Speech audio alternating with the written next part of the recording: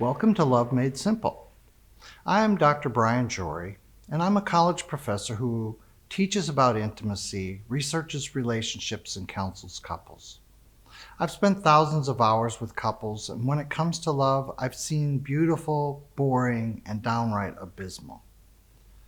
Relationships can be complicated, of course, and every relationship is complicated in its own way. The problem is that we talk about love as though everyone knows what love is, when we don't. We're learning on the job and working without an instruction manual. Love Made Simple is my attempt to unpack the basics of what it means to love and be loved, including what it means to love yourself. My goal is to unravel the essentials of love, what love is and what love isn't. In this video series, I share 7 reflections, 7 ideas to help you on your journey into meaningful, enduring love.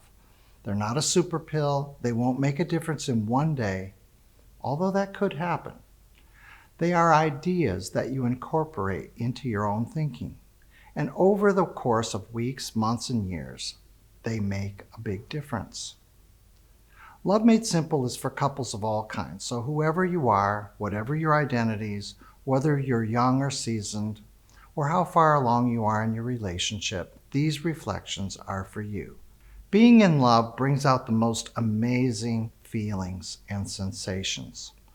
Joy beyond measure, pleasure that's impossible to describe, serenity found in few other places on this planet.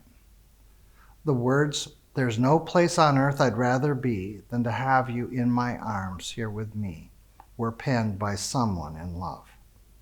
Personally, I love to be around people in love. They're so happy. For all the peace and joy that love brings us, though, it is love itself that can take us into the dark night of the soul. Sleepless nights, days where you can barely eat, anguish that takes us to the brink of despair. It's love that takes us there, of course. If you've ever lost sleep or lost your appetite, it was likely over someone you love, not someone you didn't care about. You may have heard me talk about the searing heartbreak of betrayal. Some of you have felt that pain. Oddly, most of the hurt and disappointment that we experience from love gone off the tracks, though, comes in little problems, multiplied over months and years. His inability to stop and think, her relapse back into addiction, his refusal to change that annoying habit you've begged him to give up for years. The promise she broke one too many times. The upset caused by his careless attitude. We are human, like it or not, and we have the human ability to live careless and carefree while someone cares about us all the way to his or her core. We're human, and for that reason alone, there is no such thing as perfect love. In today's reflection, I find myself in the awkward position of talking about something you're on the fence about, something you may not even want to hear about, especially if you are groping around on the dark side of love, wondering what to do. I have seen so many couples who don't know how to dig themselves out of a ditch, rinse themselves off, and move on together. In their darkest hour, they throw years and years of love away out of desperation because they don't know what else to do. You see, the problem with forgiving is that we don't do enough of it. And I know why.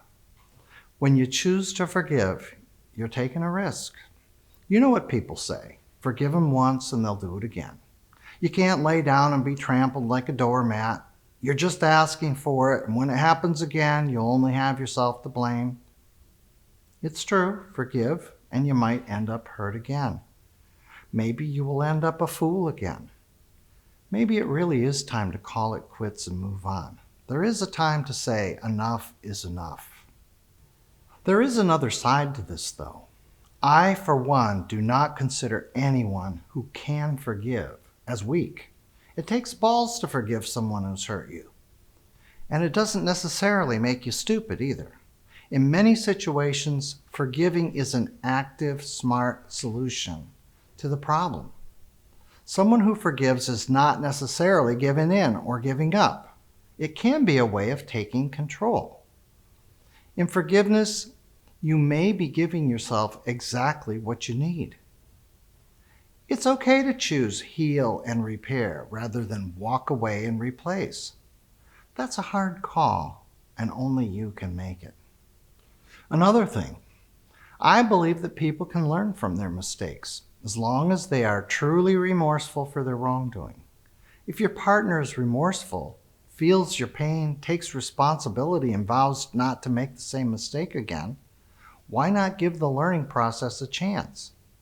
As long as your physical and mental health are not in danger, and sometimes you are in danger, but if you're not, why not start over, begin again, together, and promise to work together to get it right this time? Sure, you might get burned again, but if your partner lets you down a second time, at least you have the peace of knowing that you gave them a second chance. Now I turn to the biggest barrier to forgiving your partner, and that is forgiving yourself. In my experience, the hardest person to forgive is yourself. Again, forgiving yourself takes balls. It's humbling to face your own frailties and failings and own up to your imperfections. What adult in the room has never hurt someone needlessly? Who has never given in to temptation? Who has never taken their anger out on someone they love or had a lapse of judgment? It's simple. We're humans. We make mistakes. When you forgive yourself, you accept your own humanity and love yourself as you are. When you forgive yourself, you cut yourself some slack and love yourself exactly as you are. The sign of being a strong, beautiful human is being gentle with yourself in the wake of your failed humanity. When we love ourselves, we're in a constant spiritual state of self-forgiveness. And in that state, we find the humility and emotional intelligence to forgive someone we love. Please humor me while I say it one more time.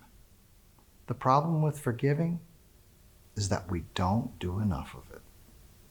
I hope this reflection of Love Made Simple is helpful to you, and you will take the time and make the effort to see it through. There are 7 videos in this series, so check out the others. Follow me on Facebook or Instagram, or if you want a transcript of this video, visit my website at brianjory.com. Remember that love is simple, even when we make it complicated.